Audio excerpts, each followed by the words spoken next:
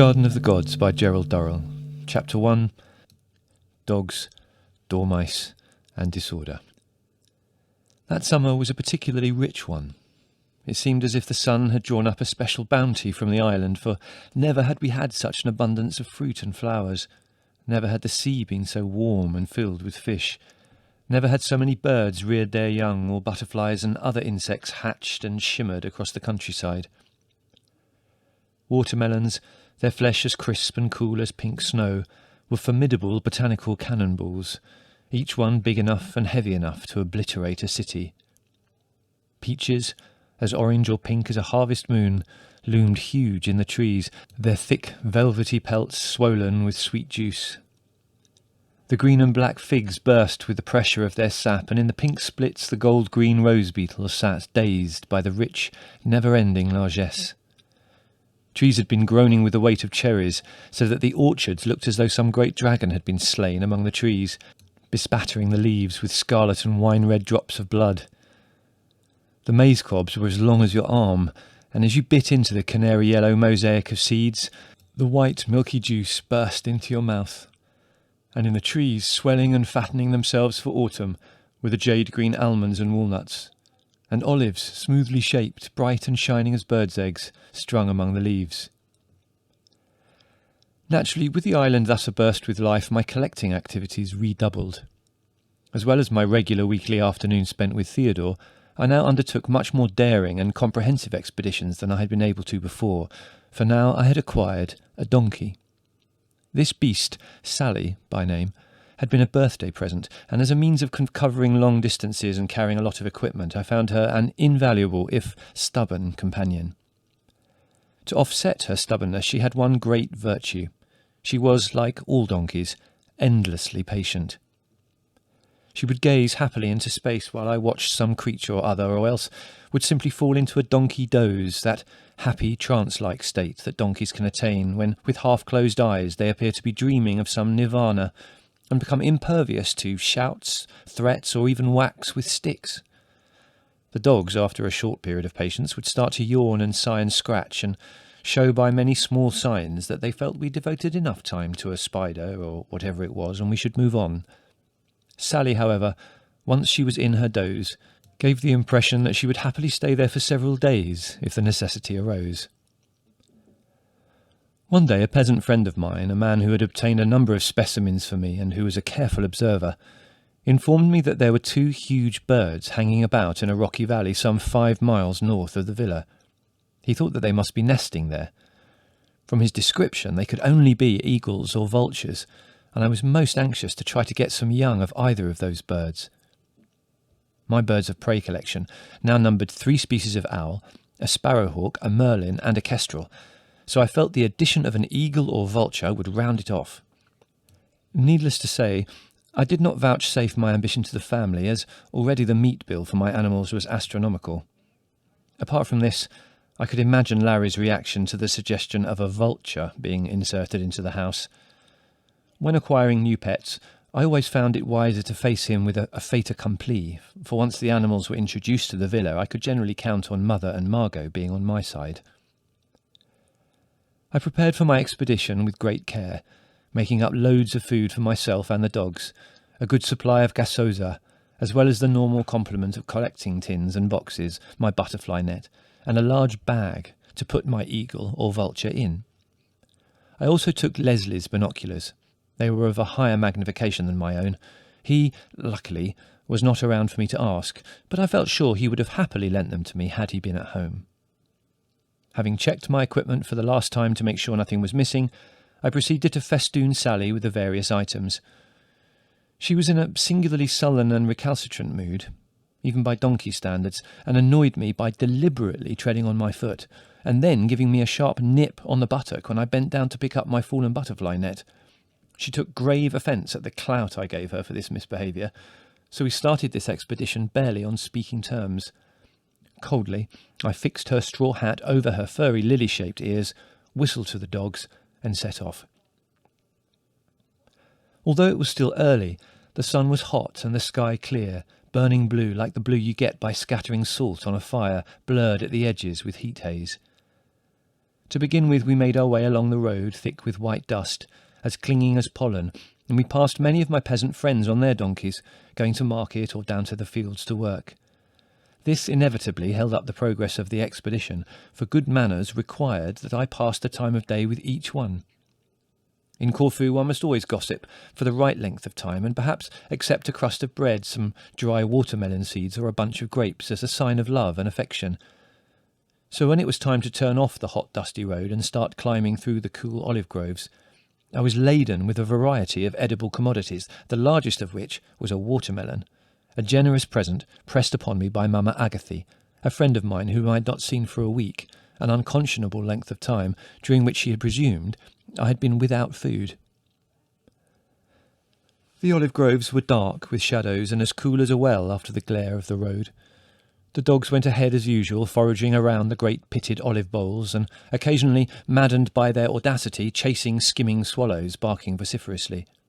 Failing, as always, to catch one, they would then attempt to vent their wrath on some innocent sheep or vacant-faced chicken, and would have to be sternly reprimanded.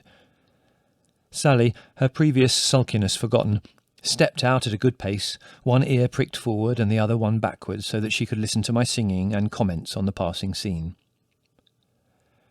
Presently we left the shade of the olives and climbed upwards through the heat-shimmered hills, making our way through the thickets of myrtle bushes, small copses of holm oak, and great wigs of broom. Here Sally's hoofs crushed the herbs underfoot, and the warm air became redolent with the scent of sage and thyme. By midday, the dogs panting, Sally and I sweating profusely, we were high up among the golden rust-red rocks of the central range, while far below us lay the sea, blue as flax. By 2:30, pausing to rest in the shade of a massive outcrop of stone, I was feeling thoroughly frustrated. We had followed the instructions of my friend and had indeed found a nest, which to my excitement proved to be that of a griffin vulture. Moreover, the nest perched on a rocky ledge contained 2 fat and almost fully fledged youngsters, at just the right age for adoption. The snag was that I could not reach the nest, either from above or below. After having spent a fruitless hour trying to kidnap the babies, I was forced, albeit reluctantly, to give up the idea of adding vultures to my birds of prey collection.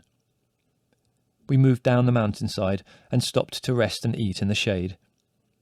While I ate my sandwiches and hard-boiled eggs, Sally had a light lunch of dry maize cobs and watermelon, and the dogs assuaged their thirst with a mixture of watermelon and grapes, gobbling the juicy fruit eagerly, and occasionally choking and coughing as a melon seed got stuck. Because of their voraciousness and total lack of table manners, they'd finished their lunch long before Sally or I, and having reluctantly come to the conclusion that I did not intend to give them any more to eat, they left us and slouched down the mountainside to indulge in a little private hunting. I lay on my tummy, eating crisp, cool watermelon, pink as coral, and examined the hillside. 50 feet or so below where I lay were the ruins of a small peasant house. Here and there on the hillside I could just discern the crescent-shaped flattened areas which had once been the tiny fields of the farm.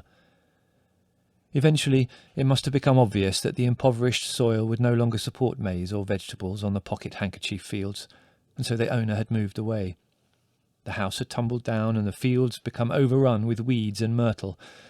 I was staring at the remains of the cottage, wondering who had lived there, when I saw something reddish moving through the thyme at the base of one of those walls. Slowly I reached out for the field glasses and put them to my eyes.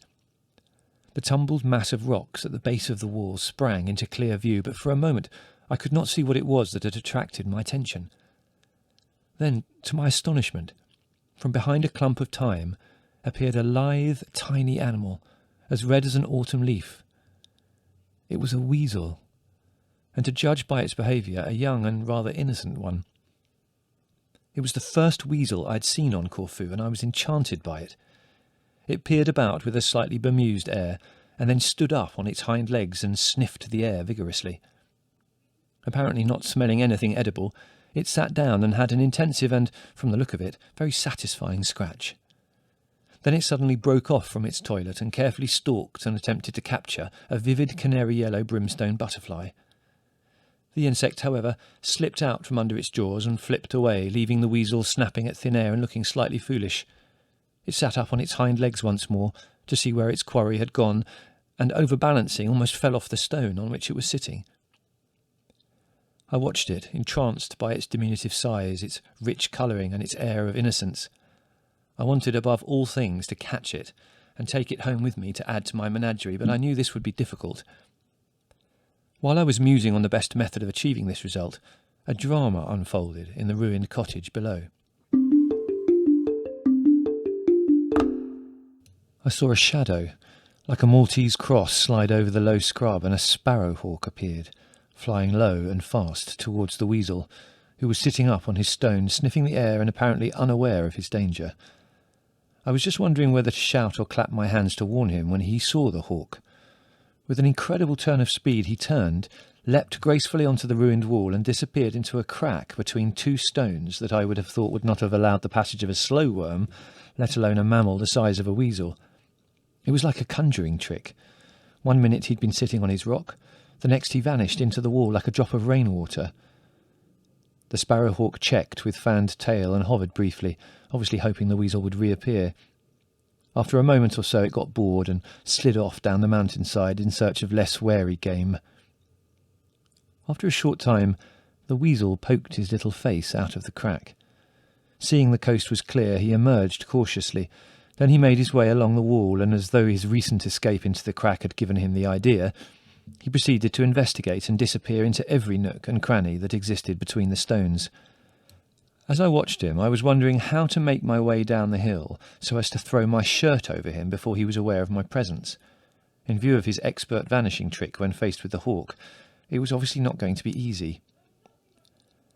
At that moment he slid, sinuous as a snake, into a hole in the base of the wall. From another hole a little higher up there emerged a second animal in a great state of alarm, which made its way along the top of the wall and disappeared into a crevice.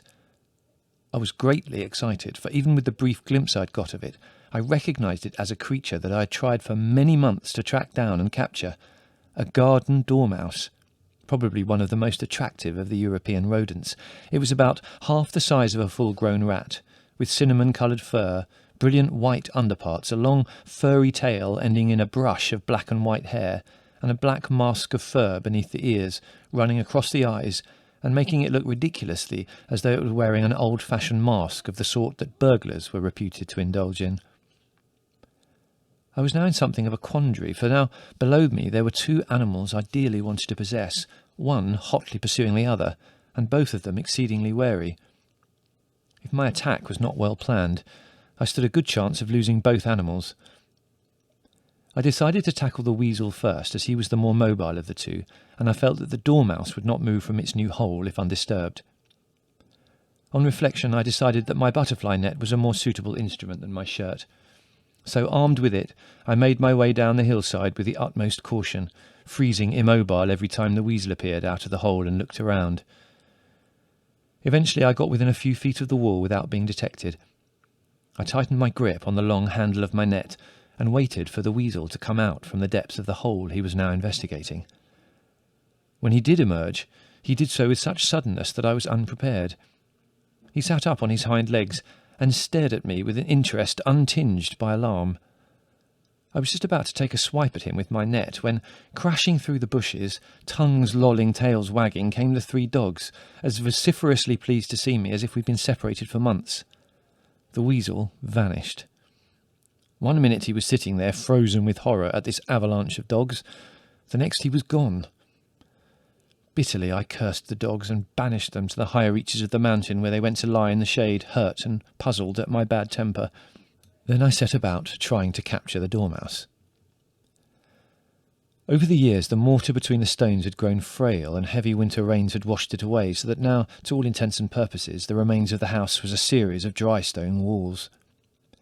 With its maze of intercommunicating tunnels and caves, it formed the ideal hideout for any small animal. There was only one way to hunt for an animal in this sort of terrain, and that was to take the wall to pieces. So rather laboriously, this is what I started to do. After having dismantled a good section of it, I had unearthed nothing more exciting than a couple of indignant scorpions, a few woodlice, and a young gecko who fled, leaving his writhing tail behind him. It was hot and thirsty work, and after an hour or so I sat down in the shade of the as yet undismantled wall to have a rest. I was just wondering how long it would take me to demolish the rest of the wall when, from a hole some 3 feet from me, the dormouse appeared. It scrambled up like a somewhat overweight mountain climber and then, having reached the top, sat down on its fat bottom and began to wash its face with great thoroughness, totally ignoring my presence. I could hardly believe my luck. Slowly and with great caution, I manoeuvred my butterfly net towards him, got it into position, and then clapped it down suddenly. This would have worked perfectly if the top of the wall had been flat, but it was not. I could not press the rim of the net down hard enough to avoid leaving a gap. To my intense annoyance and frustration, the dormouse, recovering from its momentary panic, squeezed out from under the net, galloped along the wall and disappeared into another crevice. However, this proved to be its undoing, for it had chosen a cul-de-sac, and before it had discovered its mistake, I had clamped the net over the entrance. The next thing was to get it out and into the bag without getting bitten. This was not easy, and before I'd finished it had sunk its exceedingly sharp teeth into the ball of my thumb, so that I, the handkerchief, and the dormouse were liberally bespattered with gore. Finally, however, I got it into the bag. Delighted with my success, I mounted Sally and rode home in triumph with my new acquisition. On arrival at the villa, I carried the dormouse up to my room and housed it in a cage which had, until recently, been the home of a baby black rat.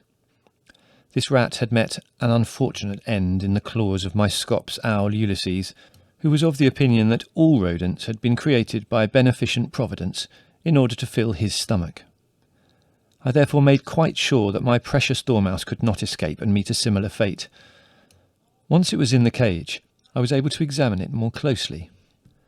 I discovered that it was a female with a suspiciously large tummy, which led me to believe that she might be pregnant. After some consideration, I called her Esmeralda. I had just been reading The Hunchback of Notre Dame and had fallen deeply in love with the heroine, and provided her with a cardboard box full of cotton waste and dried grass in which to have her family. For the first few days, Esmeralda would leap at my hand like a bulldog when I went to clean her cage or feed her, but within a week she'd grown tame and tolerated me, though still viewing me with a certain reserve. Every evening, Ulysses on his special perch above the window would wake up, and I would open the shutters so that he could fly off into the moonlit olive groves and hunt, only returning for his plate of mincemeat at about 2 a.m. Once he was safely out of the way, I could let Esmeralda out of her cage for a couple of hours' exercise.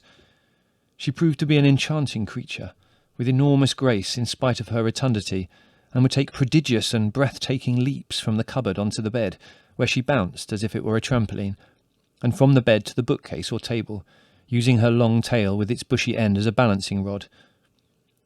She was vastly inquisitive, and nightly would subject the room and its contents to a minute scrutiny, scowling through her black mask with whiskers quivering.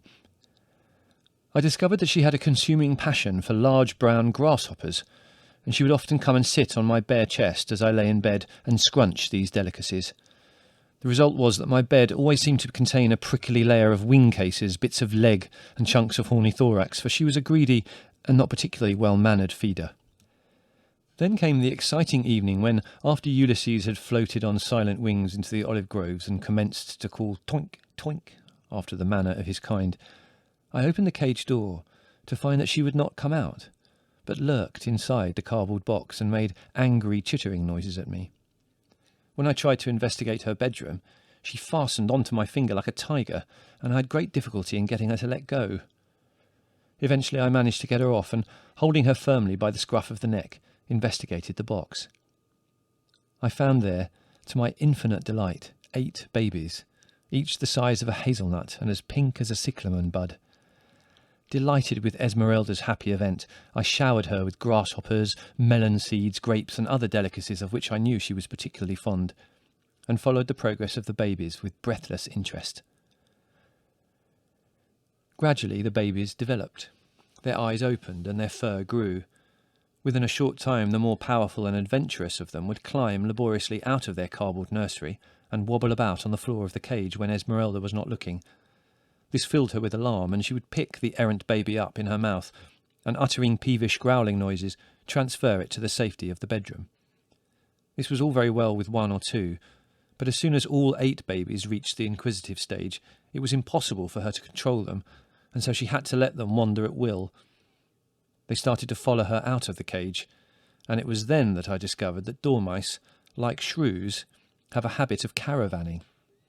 That is to say, Esmeralda would go first, hanging on to her tail would be baby number 1, hanging on to his or hers would be baby number 2, on to baby number 3, and so on. It was a magical sight to see those 9 diminutive creatures, each wearing his little black mask, wending their way around the room, like an animated furry scarf, flying over the bed or shillying up the table leg, a scattering of grasshoppers on the bed or floor, and the babies, squeaking excitedly, would gather round to feed, looking ridiculously like a convention of bandits. Eventually, when the babies were fully adult, I was forced to take them into the olive grove and let them go. The task of providing sufficient food for 9 rapacious dormice was proving too time-consuming. I released them at the edge of the olive grove near a thicket of holm oak, and these they colonised successfully.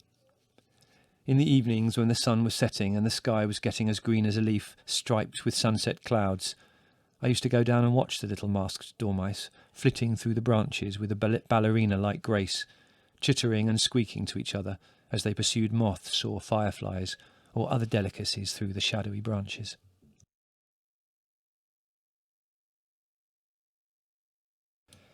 It was a result of one of my many forays on donkey back that we became infested by dogs.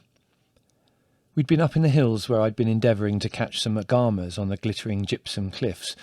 We returned towards evening when the shadows lay everywhere, charcoal black, and everything was bathed in the slanting soft golden light of the sinking sun.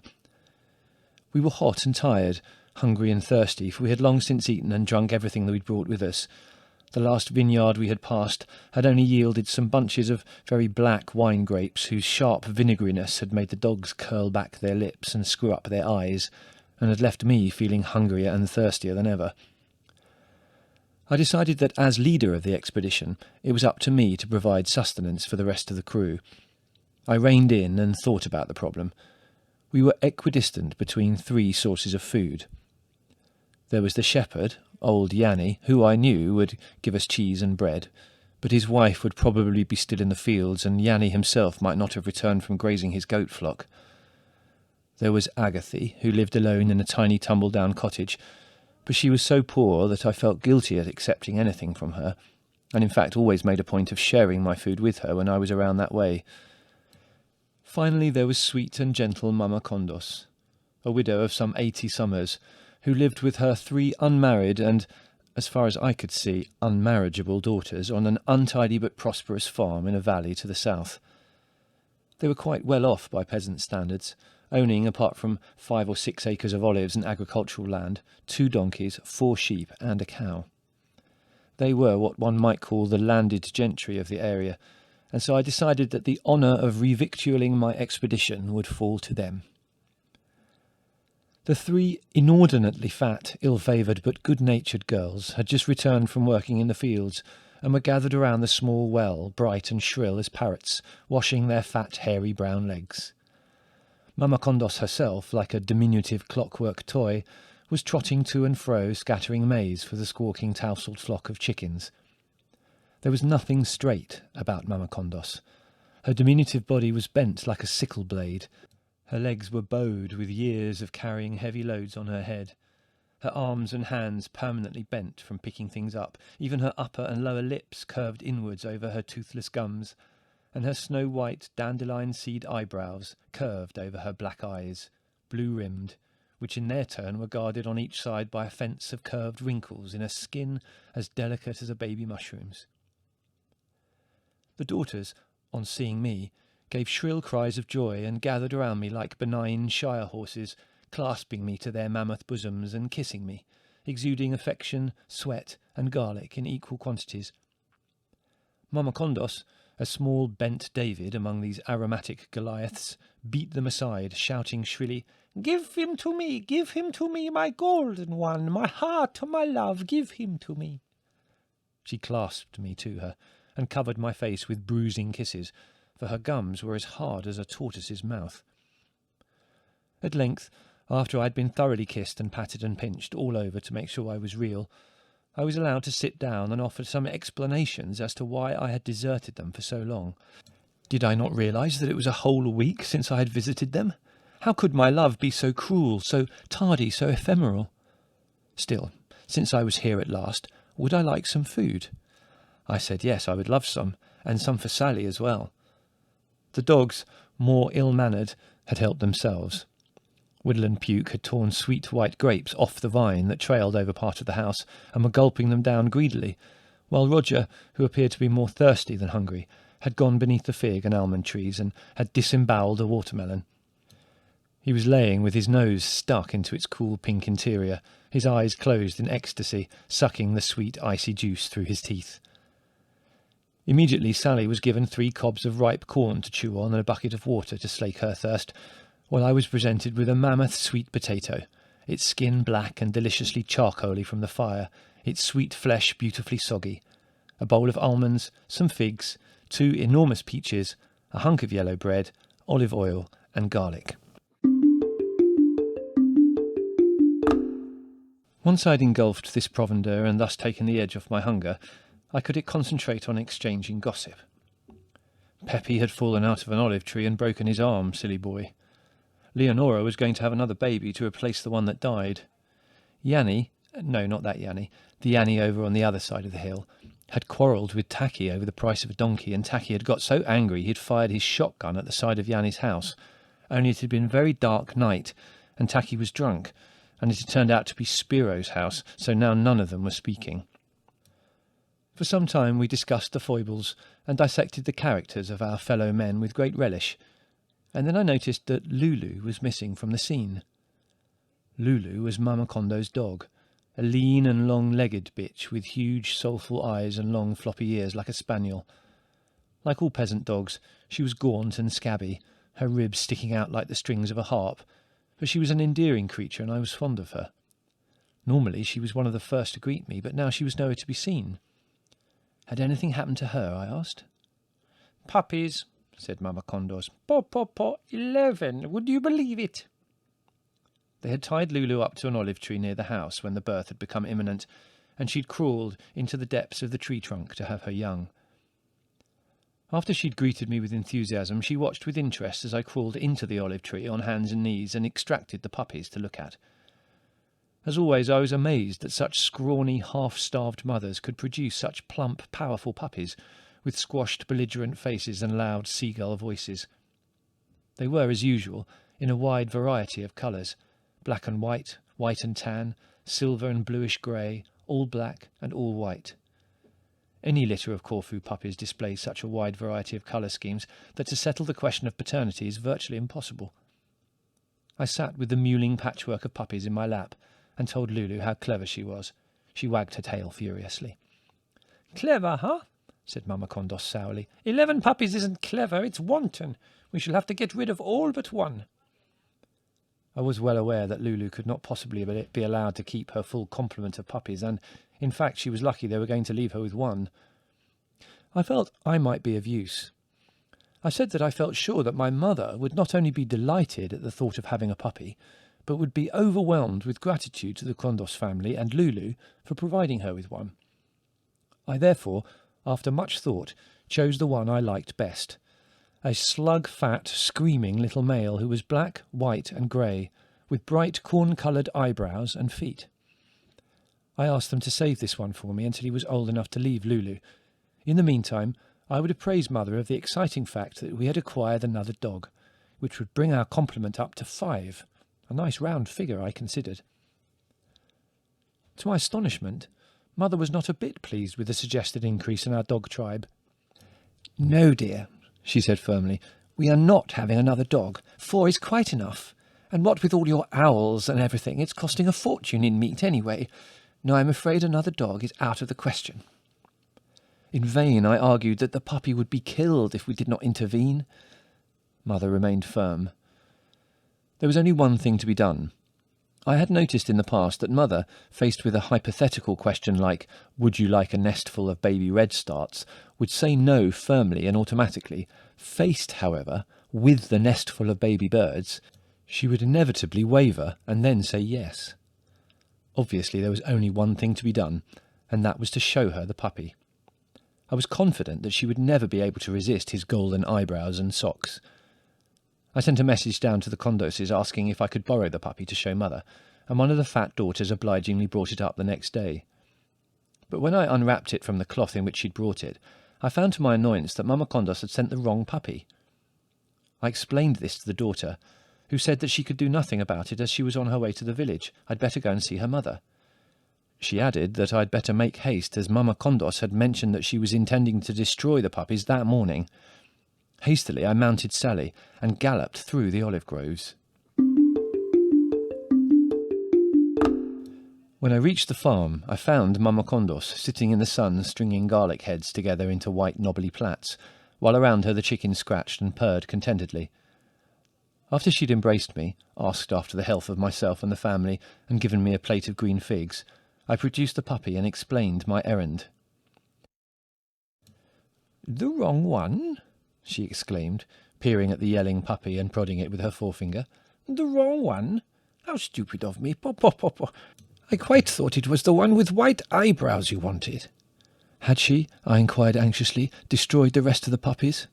"Oh, yes," she said absently, still staring at the puppy. "Yes, this morning early." "Well then," I said resignedly, since I could not have the one I'd set my heart on, I'd better have the one she'd saved. "No, I think I can get you the one you want," she said, getting to her feet and fetching a broad-bladed hoe. How, I wondered, could she get me my puppy if she'd destroyed them? Perhaps she was going to retrieve the corpse for me. I had no desire for that. I was just going to say so when Mama Condos, mumbling to herself, trotted off to a field near by the house, where the stalks of the first crop of maize stood yellow and brittle in the hot sun-cracked ground. Here she cast about for a moment, and then started to dig.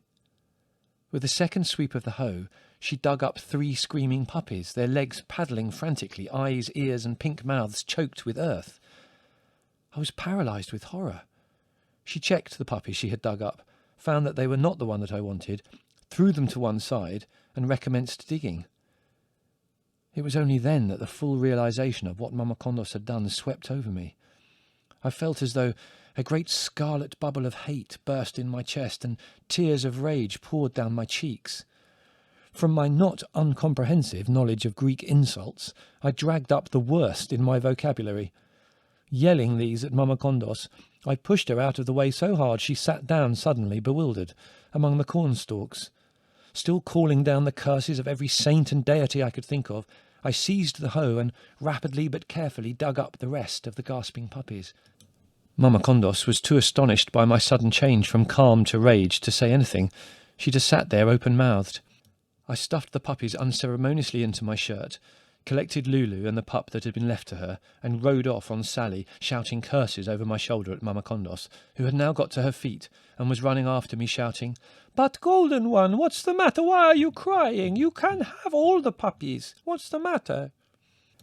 I burst into the house, hot, tear-stained, covered with mud, my shirt bulging with puppies, Lulu trotting at my heels, delighted with this sudden and unexpected outing for herself and her offspring. Mother was, as usual, embedded in the kitchen, making various delicacies for Margot, who'd been away touring the mainland of Greece, to recover from yet another unfortunate affair of the heart. Mother listened to my incoherent and indignant account of the puppy's premature burial, and was duly shocked. "Really," she exclaimed indignantly, "these peasants, I can't understand how they can be so cruel. Burying them alive? I never heard of such a barbarous thing. You did quite right to save them, dear. Where are they?"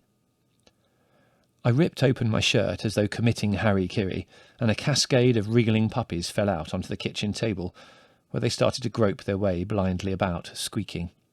"Jerry, dear, not on the table where I'm rolling pastry," said Mother. "Really, you children. Yes, well, even if it's clean mud, we don't want it in the pies. Get a basket." I got a basket, and we put the puppies into it. Mother peered at them. "Poor little things," she said. "There do seem to be an awful lot of them." "How many?" 11. Well, I don't know what we'll do with them.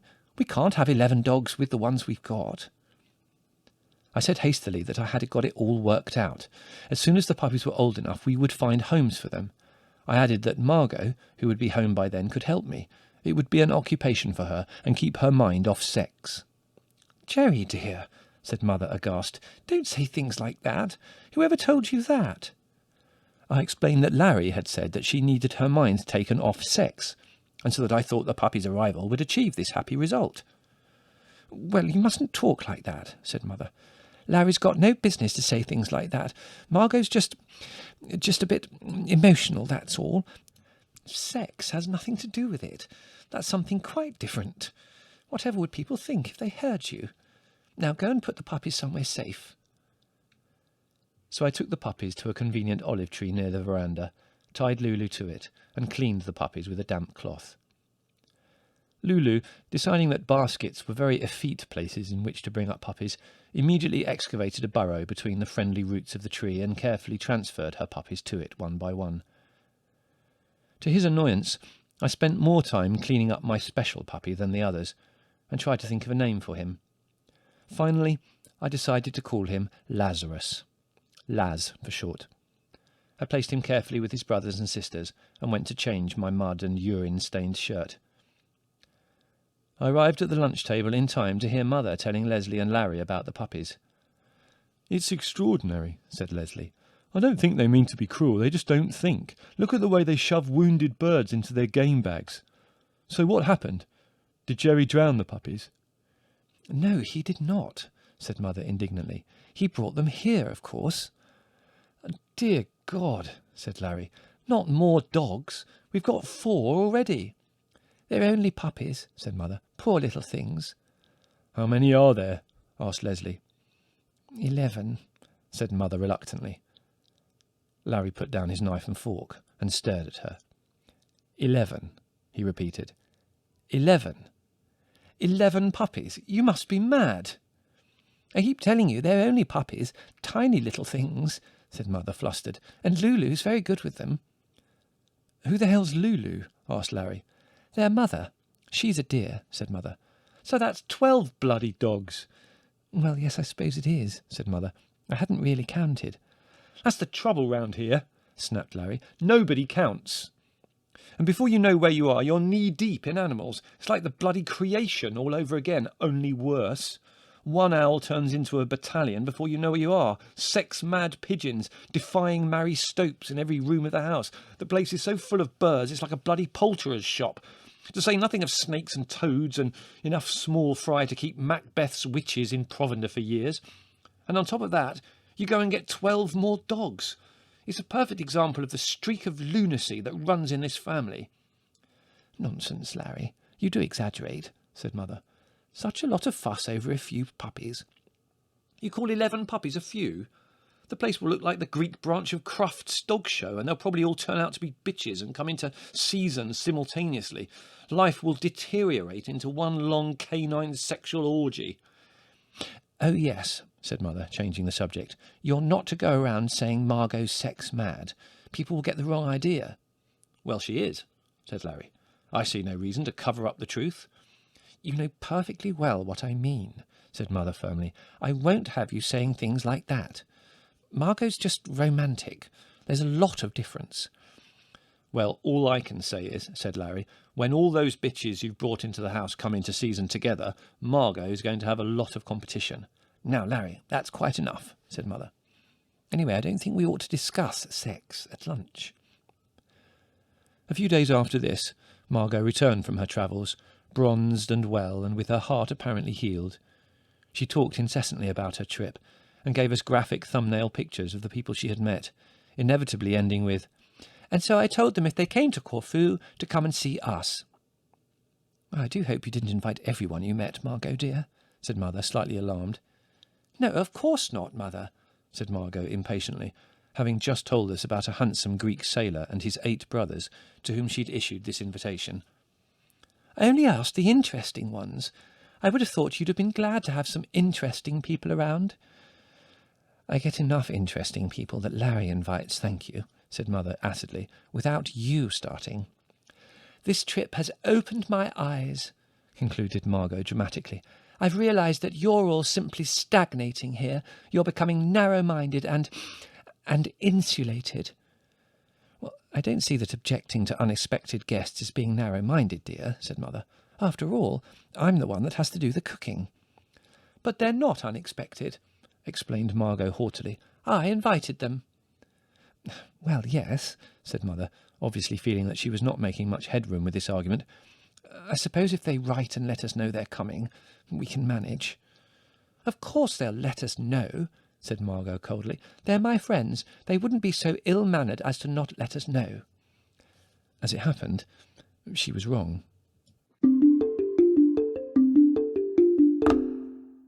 I returned to the villa after a very pleasant afternoon spent drifting up the coast in my boat looking for seals, and bursting sun-glowing and hungry into the drawing-room in search of tea and the mammoth chocolate cake I knew Mother had made, I came upon a sight so curious that I stopped in the doorway, my mouth open in amazement, while the dogs, clustered round my legs, started to bristle and growl with astonishment.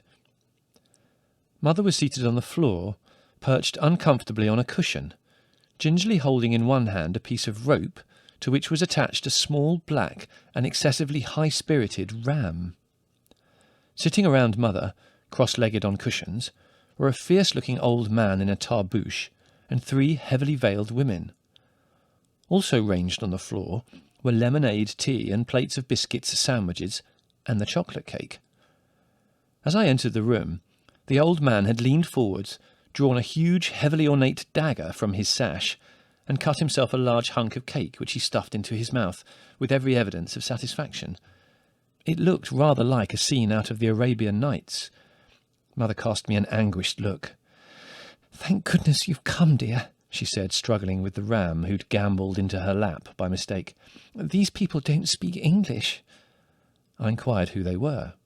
"I don't know," said Mother desperately. "They just appeared when I was making tea. They've been here for hours. I can't understand a word they say. They insisted on sitting on the floor. I think they're friends of Margot's, of course. They may be friends of Larry's, but they don't look highbrow enough." I tried tentatively talking in Greek to the old man, and he leapt to his feet, delighted that someone understood him. He had a swooping eagle nose, an immense white moustache like a frosty sheaf of corn, and black eyes that seemed to snap and crackle with his mood.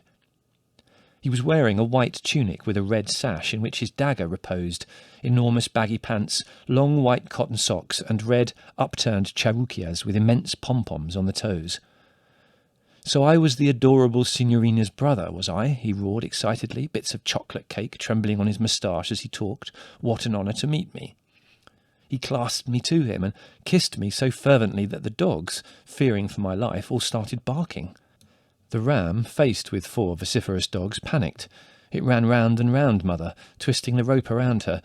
Then, at a particularly snarling bark from Roger, it uttered a frantic bleat and fled towards the French windows and safety, pulling Mother onto her back, in a welter of spilled lemonade and chocolate cake.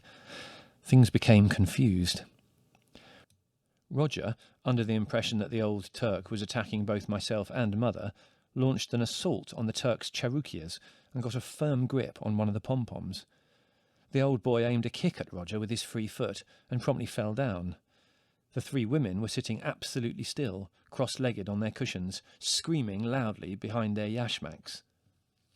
Mother's dog, Dodo, who had long ago decided that anything in the nature of a rough house was acutely distressing to a dandy Dinmont of her lineage, sat soulfully in a corner and howled. The old Turk, who was surprisingly lithe for his age, had drawn his dagger and was making wild but ineffectual swipes at Roger, who was darting from pom-pom to pom-pom, growling savagely, evading the blade with ease. Whittle and Puke were trying to round up the ram, and Mother, desperately unravelling herself, was shouting incoherent instructions to me. "Get the lamb! Jerry, get the lamb! They'll kill it!" she squeaked, covered with lemonade and bits of chocolate cake. "Black son of the devil, illegitimate offspring of a witch! My shoes! Leave my shoes! I will kill you, destroy you!" panted the old Turk, slashing away at Roger. "Aye, aye, his shoes, his shoes!" screamed the women in a chorus, immobile on their cushions. With difficulty, avoiding a stab wound myself, I managed to tear the ravening Roger off the old Turk's pom-poms and get him and Whittle and Puke out onto the veranda. Then I opened the sliding doors and shut the lamb in the dining room as a temporary measure, while I soothed the old Turk's wounded feelings. Mother, smiling nervously and nodding vigorously at everything I said, although she did not understand it, was making an attempt to clean herself up, but this was rather ineffectual, as the chocolate cake had been one of her larger and more glutinous creations, oozing cream, and she'd put her elbow into the exact centre of it as she fell backwards. At length I managed to soothe the old man, and while Mother went up to change her dress, I dished out brandy to the Turk and his 3 wives. My helpings were liberal, so by the time Mother came back, faint hiccups were coming from behind at least one of the veils, and the Turk's nose had turned fiery red. Your sister is, how shall I tell you, magical, God-given. Never have I seen a girl like her, he said, holding out his glass eagerly. I, who, as you see, have 3 wives, have never seen a girl like your sister. What's he saying? Asked Mother, eyeing his dagger nervously. I repeated what the Turk had said. Disgusting old man, said Mother. Really, Margot should be more careful. The Turk drained his glass and held it out again, beaming convivially at us. Your maid here, he said, jerking a thumb at Mother. She's a little bit soft, She doesn't speak Greek. What does he say? Asked Mother. Dutifully, I translated. Impertinent man, said Mother indignantly. Really, I could smack Margot. Tell him who I am, Jerry. I told the Turk, and the effect on him was more than Mother could have wished. With a roar, he leapt to his feet, rushed across to her, seized her hands and covered them with kisses. Then, still holding her hands in a vice-like grip, he peered into her face, his moustache trembling. The mother, he intoned. The mother of my almond blossom. What's he say? Asked Mother tremulously. But before I could translate, the Turk had barked out an order to his wives, who showed their first sign of animation. They leapt from their cushions, rushed to Mother, lifted their yashmaks, and kissed her hands with every symptom of veneration. I do wish they wouldn't keep kissing me, gasped Mother. Jerry, tell them it's quite unnecessary. But the Turk, having got his wives re-established on their cushions, turned once again to Mother. He threw a powerful arm around her shoulders, making her squeak, and threw out his other arm oratorically. Never did I think, he boomed, peering into Mother's face, never did I think I should have the honour of meeting the mother of my almond blossom. What's he saying? Asked Mother agitatedly, trapped in the Turk's bear-like hug. Again I translated. Almond blossom? What's he talking about? The man's mad, she said. I explained that the Turk was apparently greatly enamoured of Margot, and that this was his name for her. This confirmed Mother's worst fears about the Turk's intention. Almond blossom, indeed, she said indignantly. Just wait until she gets back. I'll give her almond blossom. Just at that moment, cool and fresh from a swim, Margot herself appeared in a very revealing bathing costume. Ooh, she screamed delightedly.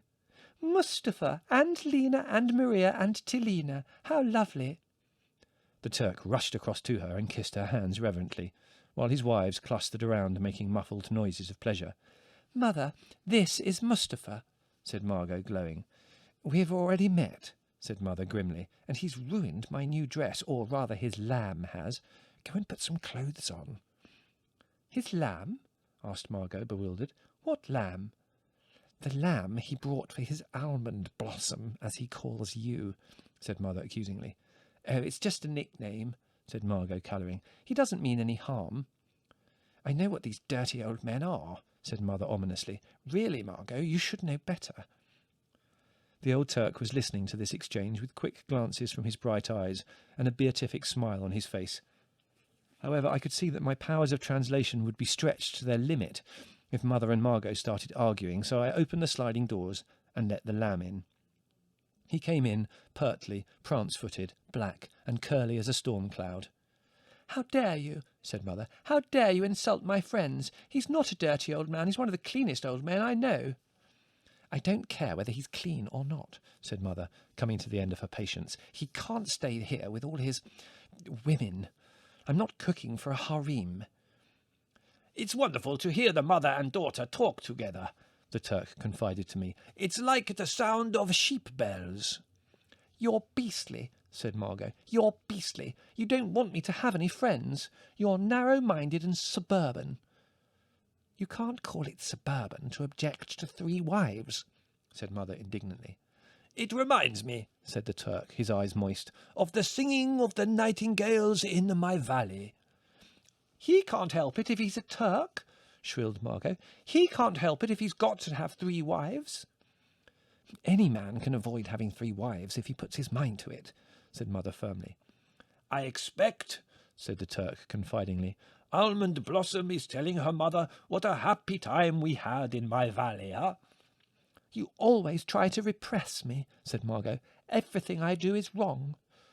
The trouble is I give you too much licence. I let you go away for a few days and you come back with this old roué and his dancing girls, said Mother. There you are. That's what I mean. You repress me, said Margot triumphantly. Now you expect me to have a licence for a Turk. How I would like to take them back to my village, said the Turk, gazing at them fondly. Such wonderful time we would have, dancing, singing, wine. The lamb seemed disappointed that no one was taking any notice of him. He had gambled a little, decorated the floor, and done 2 nicely executed pirouettes, but he felt that no one was paying him the attention he deserved. So he put down his head and charged Mother. It was a beautifully executed charge. I could speak with some authority, for during my expeditions through the surrounding olive groves I had frequently met with eager and audacious young rams, and fought them, matador fashion, using my shirt as a cloak, to our mutual satisfaction. While deploring the result, I have to confess that the charge was excellent, well thought out, as it was, and with the full power of the ram's wiry body and bony head, landing with precision on the back of Mother's knees. Mother was projected onto our extremely uncomfortable horsehair sofa, as if propelled by a cannon, and she lay there, gasping. The Turk, horrified at what his gift had done, leapt in front of her, arms outstretched, to protect her from further attack, which seemed imminent, for the ram, pleased with itself, had retreated to a corner of the room and was prancing and bucking rather in the manner of a boxer limbering up in the corner of the ring. Mother, Mother, are you all right? Screamed Margot. Mother was too breathless to answer her.